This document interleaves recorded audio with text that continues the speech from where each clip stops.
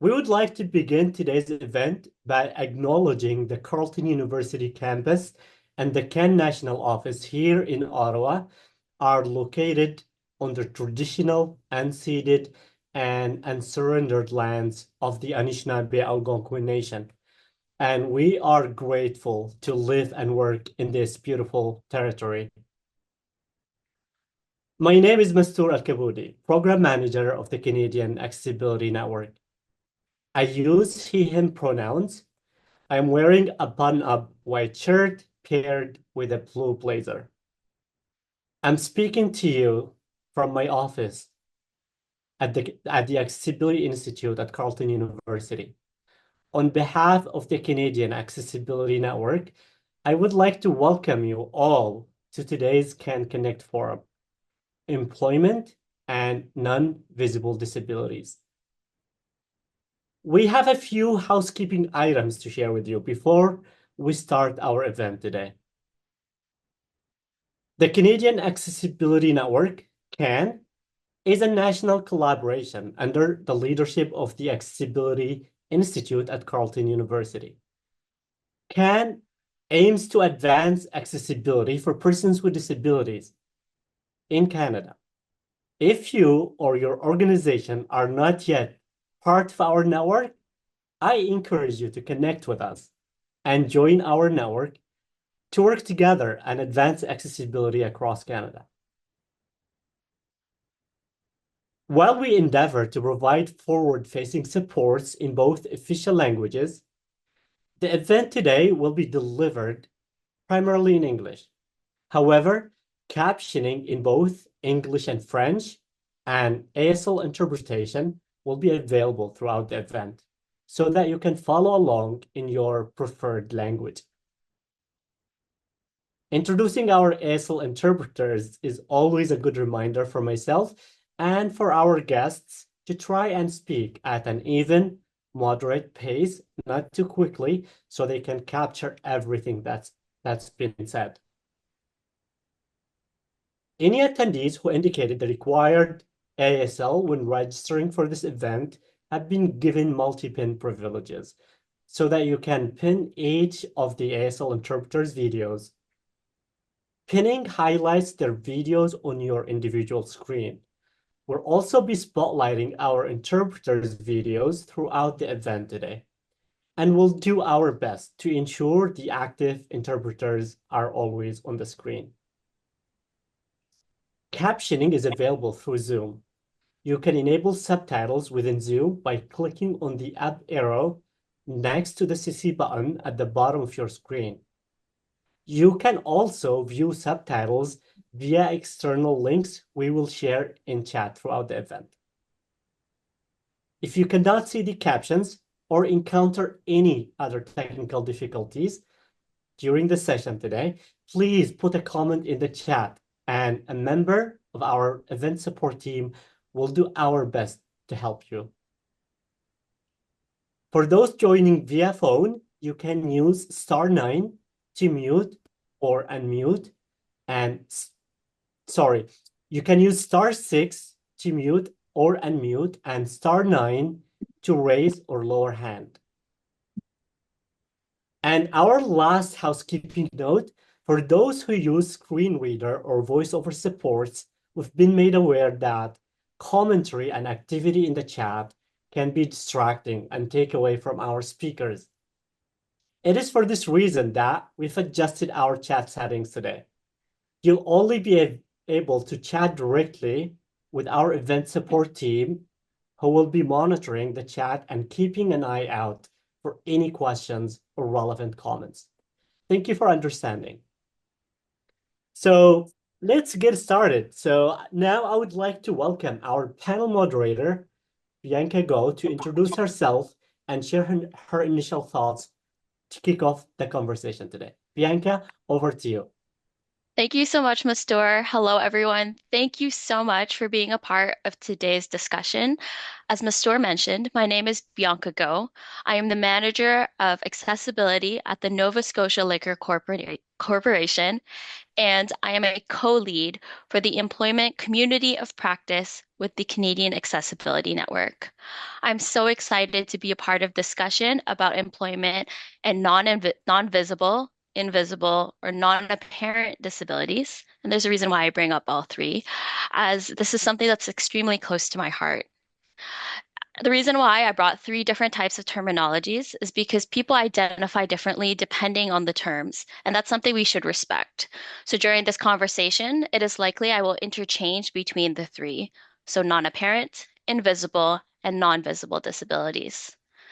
The reason why this topic is so important to me is because I have a sibling who identifies and is a part of this community. They also face barriers in entering the workforce because the traditional method of hiring and going through recruitment just didn't suit their needs.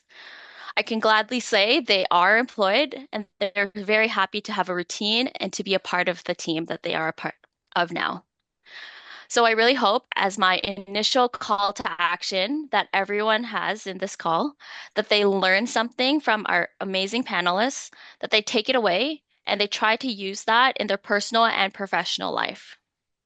So that's enough for me. I'm extremely excited to introduce our panelists, and I hope our panelists will be able to share who they are, what brought them to the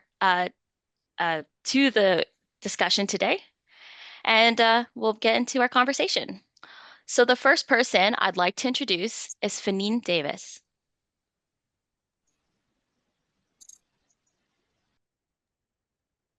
Hello, my name is Fanine Davis. I am the National Training Coordinator for the Indigenous Skills and Employment Training Program at the Congress of Aboriginal Peoples.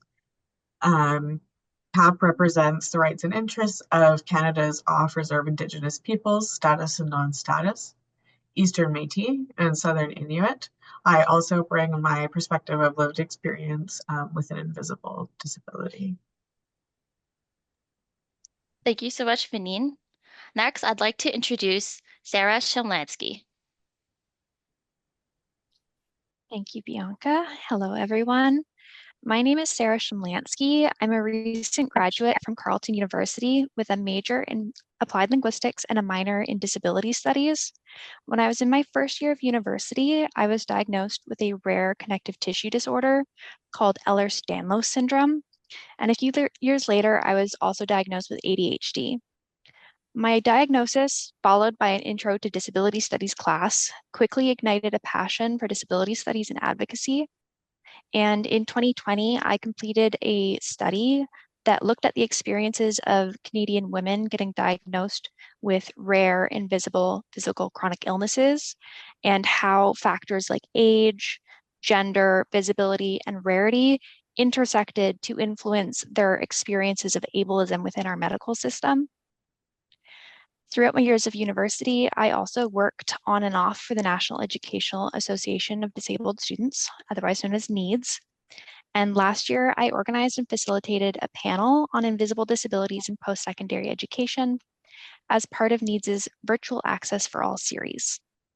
Most recently, I just finished a contract with the Parole Board of Canada, where I worked as the student leader for the network for persons with a disability. Through this position, I also organized an event for National Accessibility Week this year, where I presented on the topic of invisible disabilities in the workplace. So through my work, my studies, and my personal experiences, I've learned a lot about a variety of lived experiences with non-visible disabilities and how they can be misunderstood and left out of important discussions. So I'm really excited to see that conversations like this are happening and that I can take part in this conversation today. Thank you so much, Sarah. And our last panelist is Laura Lee Balkwill. Please introduce yourself. Hi, my name is Laura Lee Bockwell. My pronouns are she and her. I'm a free agent with the Federal Public Service, currently on assignment at the Treasury Board Secretariat. I've worked in the public service for almost 15 years in policy, strategy, engagement, and human-centered design. Before that, I was in academia doing cross-cultural research. For most of my life, I've lived with two non-visible disabilities without knowing what they were or how to manage them, ADHD and environmental sensitivities. When I was a child, it was just common knowledge that girls don't have ADHD. So I must be lazy or unmotivated, except when I wasn't and getting all A's. I must be hopelessly disorganized, except when I was doing things like managing a research lab or orchestrating a cross-Canada engagement tour. Even so, I internalized a lot of the labels of my childhood and worked extra hard to compensate for what I was told were my innate character flaws. Once I was diagnosed in my 40s, I finally understood that my brain simply worked differently. And when I joined Infinity, the network for neurodivergent public servants, I learned I wasn't alone. This gave me the courage to join the Federal Public Speakers Forum on Lived Experience to help educate and inform people about neurodivergence and environmental sensitivities, also known as multiple chemical sensitivities. I'm going to focus more on my environmental sensitivities today. Growing up, no one in my family had any idea there was such a thing. I was just the kid with the hyper-acute sense of smell. When I experienced headaches and nausea after being exposed to artificial scents and various chemicals, no one saw a pattern of cause and effect because that would just be weird. Later, as an adult, I eventually figured out that scented products like perfumes, lotions, candles, products that off-gas like paints, glues, vinyl carpets, and tires were a major cause of my headaches, but I still didn't know they were migraines. Most of the medical professionals I consulted dismissed my experiences and told me to keep trying aspirin or Advil or Tylenol or change my diet or get more sleep or exercise. Finally, one referred me to a neurologist, and 18 months later, she verified that yes, I was suffering from migraines. Yes, my environmental sensitivities were real and a major cause of my migraines. And yes, it was also common for neurodivergent people to have heightened sensitivities of sight, sound, touch, hearing, or in my case, smell. And she told me that most of her patients came in with the same story, decades of being told they were just having regular headaches, that they must be exaggerating their pain, that they needed to change their lifestyle. She prescribed a treatment for me that has cut the frequency of my migraines by 60% and helped me identify the scent environments I need to avoid so I can live my life and do my job free of pain. I speak about environmental sensitivities because I think it is one of the lesser known and most poorly understood non-visible disabilities. I want to help educate people so that they understand it's a real thing and can support their coworkers, friends, or family members. I want to help others like me find out more about environmental sensitivities and get the diagnosis and treatment they need sooner than I did. Thank you so much, Laura Lee and Fanine and Sarah, for sharing your introductions and how this discussion is actually super personal for you. I think you'll bring in some amazing insights, and I'm really excited to get started into our discussion. So let's jump right in. The first question that I have, and I'd love to start with you, Sarah, if that's okay, is what common misconceptions about non-visible disabilities should organizations address, and how can we educate ourselves and others to support team members more effectively? That is such a great question, and I have so many things I could say, so I'll try and keep it brief. Um, there are a lot of misconceptions about non-visible disabilities, including the assumption that people with non-visible disabilities don't face as much ableism and stigma as visibly disabled individuals. But in actuality, research has shown that people with non-visible disabilities are just more likely to experience indirect and implicit forms of ableism, like ableist microaggressions, assumptions about what we are and aren't able to do, and the idea of being disabled enough. Ableist microaggressions can be subtle and come from a lack of understanding and education. And while harmful, they can actually often come from a well-meaning place and be intended as a compliment. These things can include telling a deaf person that they speak well for a deaf person, telling someone, oh, but you look fine, or but you don't look disabled. One that I've gotten a lot of times is, but you're too young to be disabled. Comments like these are rooted in stereotypes and can make non-visibly disabled individuals feel excluded, invalidated, frustrated, and hurt. Disclosure in the workplace also looks different. Since there aren't visible indicators of disability, we have to make the choice of how, when, and to whom we disclose information about our disability. Because we don't look disabled, it's harder to get people to take our experiences and requests seriously. And past experiences of being disbelieved or dismissed can make us more hesitant to come forward to disclose a disability. Employees with non-visible disabilities might have to go through more steps to prove our disability in order to get accommodations. And disclosing to one person doesn't mean that the rest of our coworkers know. So if they see someone getting accommodations without knowing why, it might end up forcing that individual to disclose personal information when they might not be ready or willing to do so.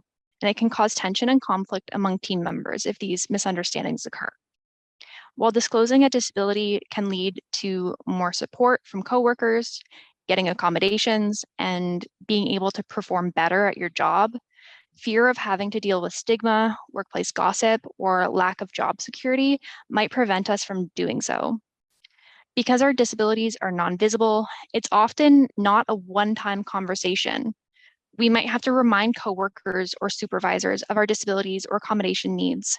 And it can be really uncomfortable and disheartening to have to face those conversations repeatedly and feel the need to defend that you really do need the accommodations that you're asking for.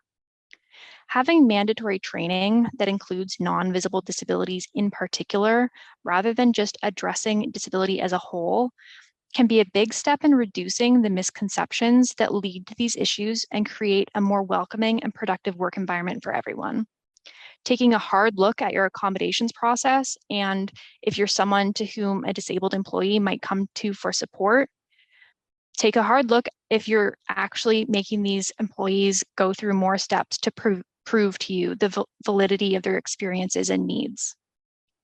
Remember that everyone, disabled or not, has different needs and works best in different ways. Believe someone when they tell you their experiences and don't treat, but you don't look disabled, as a compliment. Thanks, Sarah. You brought up some really important points, especially around the point of disclosure.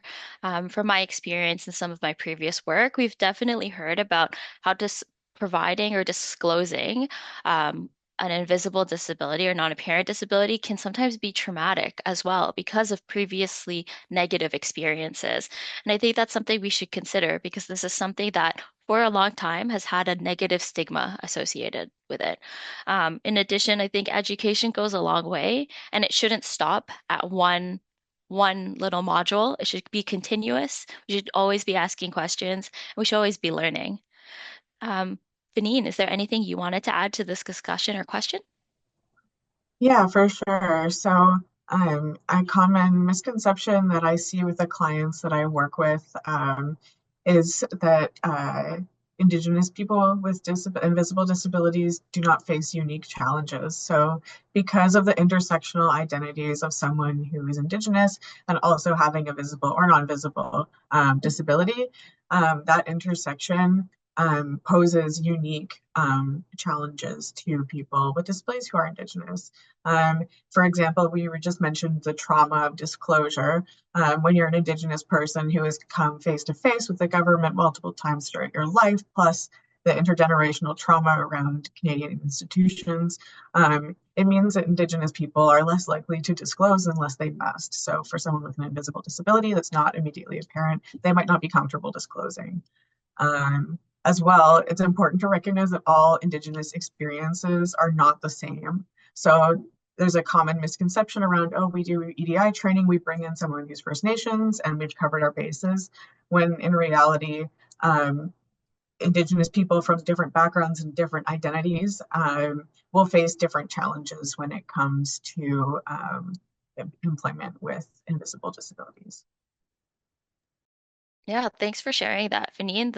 The fact about like intersectionality or intersecting ideas definitely plays a role in terms of everyone's experience, especially when it comes into employment, right? I would say different cultural backgrounds, different traumas that may have experienced definitely either create a hesitation or maybe even ambition of how to go about employment.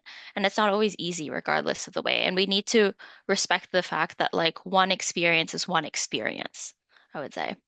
Laura Lee, anything you want to add to this? Sure. I think that it's difficult for people who haven't experienced a non-visible disability to understand that these disabilities can be every bit as challenging and as worthy of accommodation as the disabilities that they can see. When people see someone in a wheelchair or using an assistive device, I think it's perhaps easier to imagine what their experience might be like and to empathize. Depending on the non-visible disability and individual experience, I think it's harder for most to imagine what that person might be going through. For example, years back, I suffered a herniated disc that caused me intense back pain. My employer at the time didn't really believe I was in that much pain. But when I hurt my knee and needed surgery, she had instant empathy because she had had a similar experience. When you have a type of non-visible disability that's less common, there is more skepticism than empathy. There's less knowledge and understanding of what that disability feels like. And like my colleagues were saying, that contributes to a lack of willingness to disclose. In the case of environmental sensitivities, when exposure to scented products like perfumes and hair gels and cleaning products triggers a migraine, your coworkers might empathize with you when you say you're experiencing headache pain and nausea, but they usually don't really understand how a scent causes that pain. And they don't really appreciate the magnitude of the pain. They think, well, it's just a headache. I've had headaches. Take some Advil, get on with it. People who love their scented products may resent you and really resist following any scent-free policies that might exist. Even people who aren't skeptical about environmental sensitivities may just forget that the hand lotion they keep at their desk is scented. And, all of the above might think, oh, I'll just put on a little bit and it won't matter. They can't really smell it from over there. They must be exaggerating. And the thing is that it does matter. And when people choose to ignore scent-free policies, they're choosing to cause someone else to have a very bad day. And it's important to understand that exposure to scents result in people like me having to stop and leave their work and take time to recover. And this can have a negative impact on the work of their whole team. Anyone in your circle of colleagues could have an undisclosed invisible disability. Anyone can become a person with a disability at any time during their life. So I would recommend to everyone, think about how you would like to be treated if you were to acquire a non-visible disability. Would you expect to be considered less capable of your responsibilities? Would you expect to be excluded from social events because your accommodation needs require some consideration? Just take the time to educate yourself about non-visible disabilities and how you can help to support a workplace that's more inclusive. Thanks, Laura Lee. I think a common point that I've heard from all three of you is this action to just believe what the person is telling you and then listen to what they need. And I think that's extremely important and leads really well into this next question I want to ask. And I think, Fanine, I want to start with you, is what are some organizational strategies and practices to create a more inclusive environment for individuals with non-visible disabilities? Yeah, so I think there's actually a number of things that a company or an organization could do to create an inclusive environment for someone with an invisible disability, especially someone Indigenous with a disability. And I think that, like you said, it comes down to just believing people and having empathy, but also the expectation that every employee who's onboarded, who's in the community, everyone gets the same sort of offers. So for example, instead of waiting for people to disclose, you can say, would you like to disclose something? Waiting is because waiting, often people just won't. And I see that with my clients just in terms of working for, funding for skills training. But when they get to the employment part of this, it's understanding that they're not different than other people in some sort of way, or that it's common or it's okay. We can accept that everyone should be offered the same sort of accommodations and the same whatever. It's just so they don't feel like they have to take the first step. But something that has been really positive in terms of recruitment and retention for people with invisible disabilities, especially Indigenous people, is having mentors that are internal to the company or organization, where they may feel, for example, if you have someone who is an Indigenous mentor, someone like an Indigenous employee might feel more comfortable disclosing or having a chat with someone who they connect with versus just the generic HR. So I think that's one way that has shown to be positive both for Indigenous and for people with disabilities. I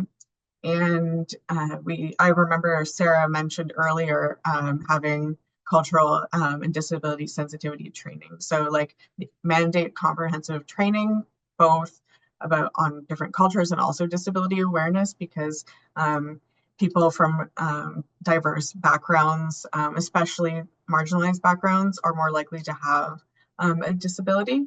And I will say that our constituents that we represent here at the Congress, over 50% identify as having a non-visible disability. And so we're seeing this multiple times a day, every day, and the barriers that they're facing.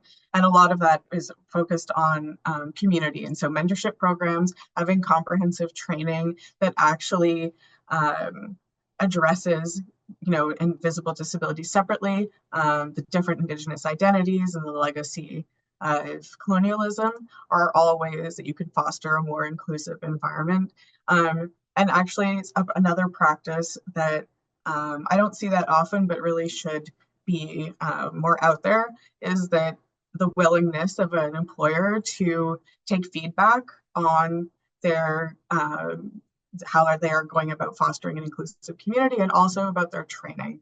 So if an organization or employer is open to feedback and open to actually making change that makes a difference, you need to be accepting of feedback. And I think that's something that it's not expensive to implement. You don't have to hire someone necessarily to do it. And if there's an anonymous process to give feedback to an employer, people are going to be more likely to do that when it won't come back to them. And I think I'll leave it at that. Yeah, thank you, Janine. You brought up so many things that I want to touch on. I think, first of all, the whole feedback doesn't cost you anything. I think this is part of the misconception that accommodations or adjustments, I think there is a delineation between the two. Accommodations tend to be a little more tedious in process and require more, but adjustments are things that are really simple and they typically don't cost organizations anything.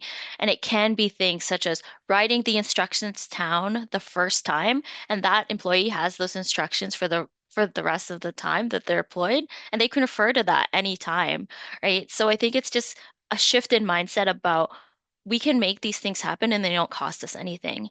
I was wondering if you're okay with this. I would love to dig a little more into that mentorship comment you've made.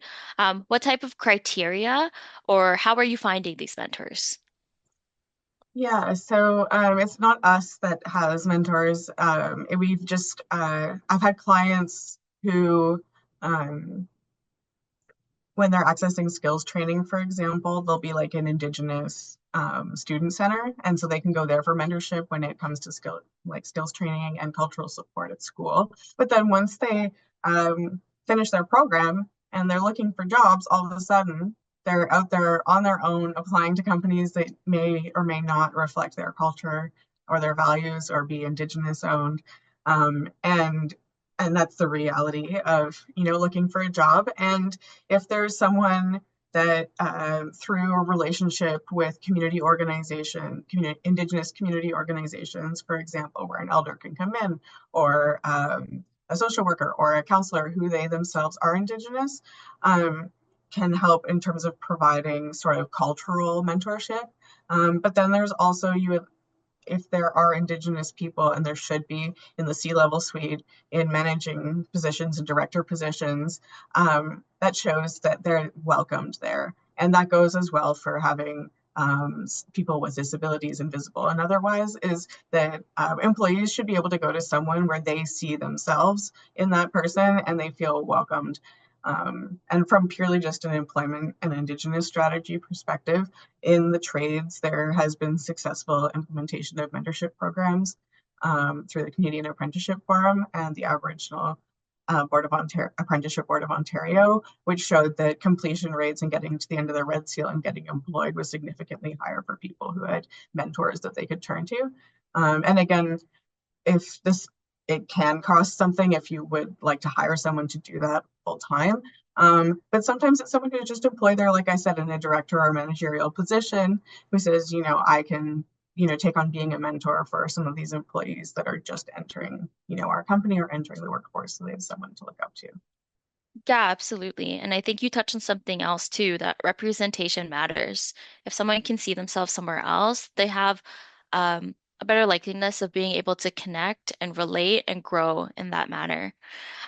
Laura Lee, do you have anything you want to add to this question? Sure. Building on some of what Fanine said, culture of inclusiveness and accessibility has to be supported by policies, practices, and training. Requiring all employees at all levels to take accessible workplace training would help to educate everyone in the organization about non-visible disabilities and how accommodations and team support help to remove the barriers that may prevent people from doing their jobs to the best of their abilities. Encouraging managers to talk about accommodations with their team and to show that they have a level of knowledge and understanding of non-visible disabilities makes it easier for people to disclose and get the kind of support they need. Having awareness events specifically about non-visible disabilities like this, as part of a longer Persons with Disabilities event or on its own, would help focus attention on these types of disabilities and raise awareness. Some organizations recruit high-ranking leaders who are willing to talk about their non-visible disabilities and to serve as champions to help identify and eliminate embedded barriers and biases in workplace policies and practices. That speaks to this, let people see someone like themselves succeeding. A recent study found that nearly half of employees with non-visible disabilities do not disclose to their employer because they're worried people will think they can't do their jobs. This study also found that people with non-visible disabilities are nearly twice as likely to feel excluded at work compared to those with visible disabilities. A Canadian study found that employers tend to be less accommodating of employees with non-visible disabilities. These are not new findings, and there are many articles on this topic, but the links to these ones that I've mentioned should be appearing in the chat. Culture change takes time, but it also takes a foundation of policy and best practices to support the changes that need to happen. Then one day, years later, no one questions the scent-free policy. No one questions the duty to accommodate policy. They just do them, and it's not seen as a hardship. Yeah, thank you, Laura Lee. I say it a lot. Sometimes I say my job shouldn't exist because we should be in a world where these things are commonplace. And we should be able to believe, to listen, to make sure we're providing the people the support that they need to be successful. And it's just great that way. But unfortunately, my job exists. I love my job, don't get me wrong. But in the world that we are striving for, we want to make sure everyone feels accepted and is able to achieve the success they deserve to achieve. Laura Lee, apologies. You brought up a really interesting point about like events and not being able to attend them. And I think that's also a part of kind of like the employment culture. And it's talking about meeting people where they're at in terms of what type of events they may be feeling comfortable in. Because big groups sometimes are extremely anxiety driven, or they bring up anxiety for people. So how do we make sure we can include bonding and being able to be a part of the workforce and the team in a way that's inclusive, that meets the needs of that person? Sarah, was there anything you wanted to add here? Absolutely. Those are so many amazing points. I agree with all of them. I but I don't want to take up too much time, so there's just two more things that I wanted to add to this point. The first one, a big thing is access by design. And it kind of goes along with what we've been saying, especially with how many employees don't disclose a disability. Making workplaces more inclusive and accessible by default benefits everyone and reduces the need for someone to come forward to disclose their disability. Because of misconceptions about non-visible disabilities and internalized ableism, many employees who could benefit from accommodations and accessibility measures won't come forward to request them because they either don't think they're disabled enough they're afraid to disclose, or they don't identify as disabled at all. Something that I've come across in my research is that a lot of people who could fall under the definition of disability don't, for a variety of reasons. I know a lot of people who have the same condition as me that don't identify as disabled. I didn't identify myself as disabled until a year after my diagnosis. And so there's a lot of people that could be benefiting a lot by accommodations and bringing a lot more to their workplace and being able to contribute more if they had a more accessible environment. But for a variety of reasons, they won't ask for accommodations. So building accommodations and accessibility measures into the workplace and policies by default really would benefit everyone. And then my second point is kind of part of this. Allowing for flexibility can be a huge benefit for a lot of people, but especially people with disabilities. According to the data from the 2017 Canadian Survey on Disability, 61% of people with disabilities had episodic disabilities, meaning their disabilities fluctuate or change over time, sometimes unpredictably. Episodic disabilities are more challenging in the workplace because what you need for an accommodation one day might not be the same the next. And despite how many people have disabilities that could be considered episodic, they're not considered when policies and accommodation processes are being built or discussed. And allowing for some sort of flexibility can go a long way, whether it's flexible scheduling, flexible hours, working hybrid or remotely, or other accommodations within the workplace. For me, flexibility in my hours, what time I start each day, working in chunks rather than straight through, have all been hugely beneficial for me when I don't necessarily know day to day, week to week how I'm going to be feeling. It allows me to get my work done and do a good job rather than missing work days or performing poorly on tasks because I have an inflexible schedule that I can't work with. So having an open mind and better policies that support flexible arrangements can create a much more inclusive workplace and allow employees to perform their jobs better.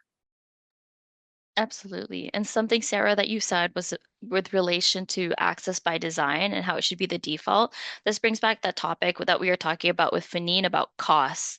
If we looked and started things through the lens of accessibility, we would probably avoid a lot of the costs that are incurred later. And this is whether we're building technology through the lens of accessibility, whether our meetings are starting off through an accessible lens, our policies for employment. So starting off with accessibility is just beneficial down the line because you're probably going to save your organization money that way. And that could be a policy too, right? Which leads to the third question that I have here. And Laura Lee, I'd love to start with you if that's okay. What policy recommendations would you suggest would enhance inclusivity for employees with non-visible disabilities? And how can these policies be effectively implemented and sustained within organizations? Well, number one on my list would be a very clear and proactive duty to accommodate policy that prioritizes employee health and well-being and reduces the perceived risk and stigma of disclosing a non-visible disability. To do this, the policy would need to be managed and implemented by a dedicated center of expertise on accommodation that employees could approach directly without having to first convince a manager that they need an accommodation. Managers shouldn't be expected to be experts in accessibility or accommodation, nor should they be put in a position to function as gatekeepers to accommodations. With a duty to accommodate center responsible for the assessment and decisions about accommodations, the manager's role would be to provide input about the person's role and responsibilities on the team and to support the implementation of any accommodations that are approved. This would also free managers from concerns about other employees wanting similar accommodations who may not need them.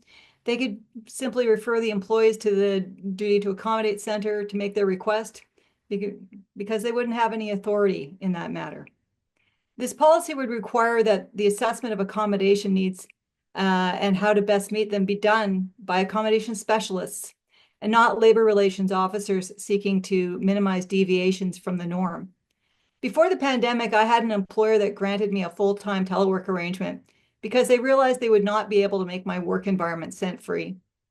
After the pandemic, during which time I moved to a new employer, my telework arrangement was reviewed. And because of the move to the mandatory 3 days on-site policy, there was a second level of review by labor relations officers who seemed to be obligated to try to find a way to have me work on site.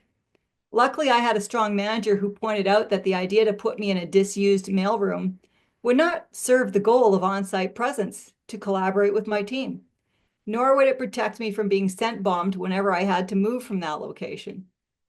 Add to that the reality of my ability to collaborate just fine with my team online for the past 3 years. The full-time telework arrangement was renewed, but it took a long time, and it ate up a lot of my manager's time. The policy would also not require persons with chronic or permanent disabilities to provide a new medical note each year or every time they changed roles within the organization. This would reduce the burden on the employee and the medical system of having to duplicate the same information.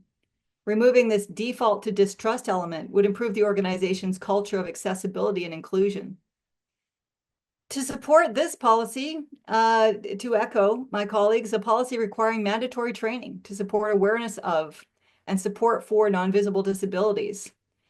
This would likely be part of a more comprehensive, accessible workplace policy, and it would be necessary. This is not to say that people don't care enough to do the training without making it mandatory, but we know from research and experience that a voluntary approach to this kind of training doesn't do much more than reach the people who are already on board. Part of this training should be a refresher in how to manage by results and not by direct observation of time in seat on site. Managers had to learn to do this more during the pandemic. They had to learn how to be more specific about task criteria and deadlines and to evaluate performance based on whether employees were meeting these requirements. It would be a shame to see those hard-won skills fall out of use. Making training about non-visible disabilities mandatory ensures that everyone in the organization has access to this information and has no excuse to not be aware of policies and practices in place to support people with non-visible disabilities. It also sends a clear message that this is important to the organization. It becomes part of the core values and culture. You might have expected me to start with a recommendation to have a scent-free policy, and that would be great where it's truly possible. But it's important to be realistic and not to require people with environmental sensitivities to be on site where they are also expected to be the scent police or to contact the scent police every time they suffer an exposure. If the employer can't accommodate on site, then full-time telework has to be an option. Thank you, Laura. I think you bring up something that's definitely been a topic of conversation post-pandemic, that there were so many lessons we have learned in terms of accommodations, adjustments, accessibility as a result of letting people have more flexible schedules and working from home.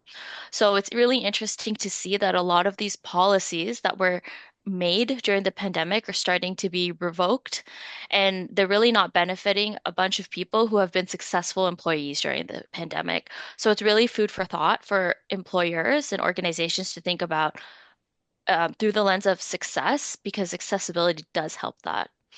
Um, we are close to the time of question and answer period, but I want to give Sarah and Fanine a chance to add some comments to this next question, and then we can go into there. So Sarah, if there's anything you want to add, the floor is yours. Laura Lee actually covered most of the things I would have brought up for this point anyway. What I want to return to briefly is the medical documentation. It's something that has come up in conversations a lot through my work with people I know, people with lived experience, things I've read about, and an alternative needs to be found. Medical documentation has requiring medical documentation for accommodations has so many issues. First of all, it really reinforces that distrust for non-visible disabilities of making us prove that we're disabled enough, that we really need these things. And it also, there's barriers, because a lot of medical documentation costs money. There's financial barriers and there's time barriers. It can take a lot of time to get the proper medical documentation. Um, and then above, beyond getting medical documentation, getting a diagnosis formally can take years. I know a lot of people, especially with rare disabilities. My EDS, I was born with it, but I wasn't diagnosed until I was 19. It was a process that took years. And I know some people with EDS that it took them decades to get diagnosed. And a lot of medical documentation requires a formal diagnosis. But before I got that formal diagnosis, because our medical system takes ages to get things done and to get in to see specialists, I knew what my needs were. I knew what my limitations were. I knew what could have helped me. So finding an alternative to medical documentation is really important, because our general practitioners aren't even usually the most qualified to make these decisions anyway. And our medical system is overburdened, and general practitioners are starting to speak out, asking employers to stop sending employees to get this documentation. They don't know best. They aren't occupational therapists. They aren't specialists on accommodations, and they have a lot of other work that needs to be addressed. So finding an alternative to medical documentation, I think, is something that a lot of organizations need to address. I 100% agree, Sarah, especially with, I'm going to call it a crisis because it kind of is in the healthcare landscape that we are going through. I recently read an article. It was featuring some doctors in the Ottawa region where they were just finding a lot of public servants were requesting for letters to get accommodations that we needed. And the process of getting letters takes a lot of time, where the doctor could probably also be using it elsewhere to support their patients. Um, and we're already talking about how our doctors are overloaded and we don't have enough and our healthcare system is failing. And this is just something that we've added to the system that requires more attention, and maybe shouldn't even be a part of the process. So it's definitely food for thought. Fanine, any final comments to wrap up this question before we jump into Q&A? Yeah, I think that the doctor letters is sort of a sore spot for all of us. I know for myself as well, I don't currently have a family physician, even though I have multiple complex rare diseases. And so when I have to provide a sick note, I have to take a sick day to go sit in a walk-in clinic to get that letter or go to the ER, which is a waste of everyone's time and effort and money. And I know that my clients also feel the same way, especially if you don't have there's a lack of reliable transportation on top of that, or dependent care. And I think that this speaks to the resistance of the corporate world to resist the shift towards a social model of disability rather than focusing on a medical model of disability. And I think really that speaks to sort of the root of the problem being that you're trying to put a square peg into a round hole, and we just need to not keep forcing it when it doesn't fit. And I did also want to speak to the fact that with the current state of accessibility laws and legal requirements, provincially, nationally, it's complex, it's a patchwork, and enforcement is almost impossible. And so employers need to take the lead to do better than the absolute bare minimum required by the laws in place, in order to actually support their employees with visible or invisible, specifically, disabilities. And I also wanted to bring up employee assistance programs. So a lot of employers have EAPs, which are for general health and wellness. I personally think they're just a trade-off for they don't have to provide more money for therapists and things like that. But in these EAPs, there isn't any Indigenous health and wellness centered in that. And so when you're providing these accommodations for people who might have invisible disabilities related to mental health, the policies that are in place, instead of actually giving them the benefits to access therapy from an Indigenous provider, you're sort of pigeonholing them into EAPs that don't really actually provide anything beyond basic cognitive behavior therapy. And I think that's all I wanted to add. Yeah, thank you for adding to that. So those are all the questions that I have. We're going to turn to the questions that have come from our audience here. For these questions, we'll do one panelist per question. So whoever would like to answer this, I'll let you um, turn your mic on and you can go ahead. And then I can turn your mic on. We'll do it a little more structured. Turn your mic on, I'll call on you. That's a little more structured for all of us. So the first question I have is, can one of the panelists share their experience with requesting accessibility accommodations and disclosure in the public service versus the private sector? Because the government seems to be further behind than the private sector. Who would like to address the question?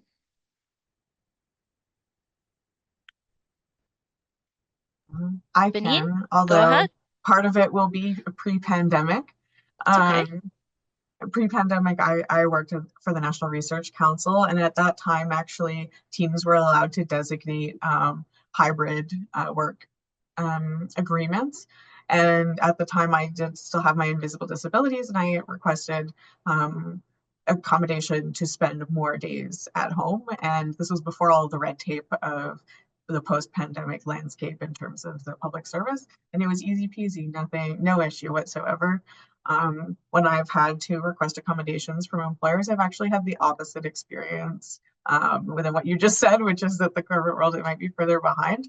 But I've been required to provide doctor's notes and cite all of the necessary laws and regulations in order for an accommodation request to be considered.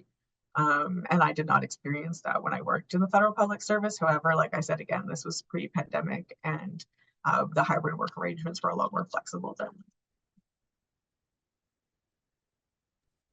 Yeah, absolutely. Something that we talk about in the employment community of practice is how we really need to shift this onus of making the employee prove constantly why they need the accommodation and put the onus back on the employer to, again, listen and believe and go through the right motions of understanding what they are telling them. Okay, next question. Do you consider it harmful to talk about COVID-19 in the past tense when it continues to impact folks with non-visible disabilities? Who would like to answer that? No one else does, I will. Okay, go ahead, Fanine. The floor is yours. um, Yeah, so I do think that it is harmful. Can cause neurological damage. My rare disease is a neurovascular condition. I've actually had COVID twice, despite all my best efforts to avoid it, and both times have led to a flare and permanent increase in the symptoms of my neurovascular disease. And I'm very lucky that I'm able to come to the office, work, don't wear a mask all of the time, and that's okay for my body and my needs. But there's lots of people who aren't able to access the healthcare they need to be employed, or to have meaningful contributions to society because of the negative impacts of having been infected with COVID.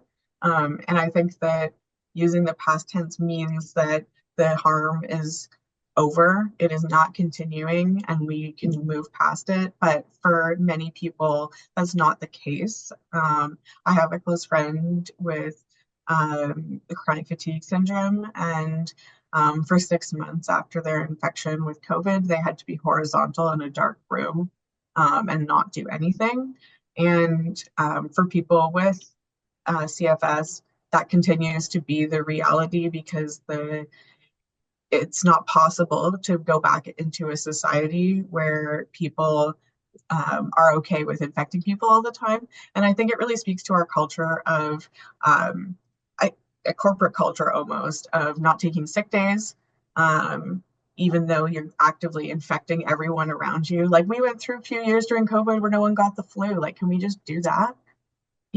Wouldn't that be nice? Even for people without disabilities, like we don't all have to share the flu with each other.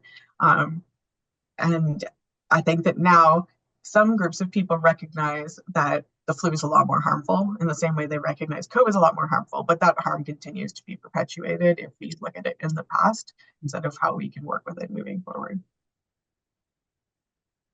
Yeah, thank you, Fanine. So the final question, as a bit of a wrap up for all of us, is so as we close this conversation on employment and non-visible disabilities, what is one key takeaway or message you'd like everyone to remember about supporting inclusivity for individuals with non-visible disabilities? What small actions can each of us start implementing today to make a difference? And Sarah, I'd love to start with you, if that's okay. Sure. I think a big takeaway is attitude adjustment.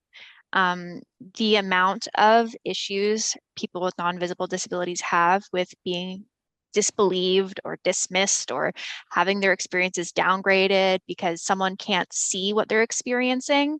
And a lot of the times we're used to experiencing it, so we can hide it well. Someone with chronic pain isn't going to act like they're in acute pain at all times. I can have a fully functional conversation and appear totally fine. Meanwhile, I'm screaming in my head in pain. So if I try and tell someone I'm in a ton of pain, they don't believe me because they're like, well, you look fine. So believe someone when they tell you what they're experiencing. Don't just dismiss it or assume someone's exaggerating. And if you don't assume that if you can't see a disability, there's not one there. So if you see someone using an accommodation and you can't see a disability, leave it be. They probably do need it. Don't make assumptions about people. Just check your attitude, I guess. That's fair. Thanks so much. Laura Lee, anything you want to share? Very similar to Sarah. It would be check your assumptions. You don't know who in your circle may have a non-visible disability. When people don't show up to events, don't assume that they're not team players. There's probably there could be an accommodation need that they were too embarrassed to ask for or didn't think could be addressed. It just comes down to think about how you would like to be treated if you were in that situation and act accordingly. Thank you so much, Laura Lee. And Fanine, you get the final word. Okay, I do agree with what both Sarah and Laura Lee said. I wanted to add as well that um, people should take on the responsibility to educate themselves and not expect sick people to educate them. We don't have time for that. We're too busy trying to keep our job, have some downtime, go to our medical appointments and live a life. And it's not our responsibility to educate people who don't understand. And I think this is especially important if anyone here is in a supervising manager, director, or C-level suite type role, that even if your organization or company is not providing sufficient training, that because you are dealing directly with people, that you need to find that training yourself. Thank you so much, Fanine, Sarah, Laura Lee. This has been a great discussion. I'm I always learn something new, so definitely I'm hoping to take some of these away in my job and my personal life. But I want to thank the three of you for all your insights, and I'm going to pass it back to the Canadian Accessibility Network team. Thank you, Bianca. Thank you, everyone, for joining us today. My apologies if we did not get to your questions, but please feel free to type them in the chat, and then we will share them with our panelists, and we will share their answers later on. Thank you for joining us. We are delighted that you could attend this conversation, the Lunch and Learn, and I would like to thank our panelists for sharing their experiences and for this insightful conversation. And I would like to also thank our moderator for uh, moderating this session and joining us today. Thank you all. And I would like to encourage each and every one of you to take whatever you learned today, even one thing, and tell a friend, two, three people around you, so we can spread the word. That's the goal. The goal is to raise awareness and to not have persons with disabilities, specifically as today's focus, non-visible disabilities, to advocate for themselves every day.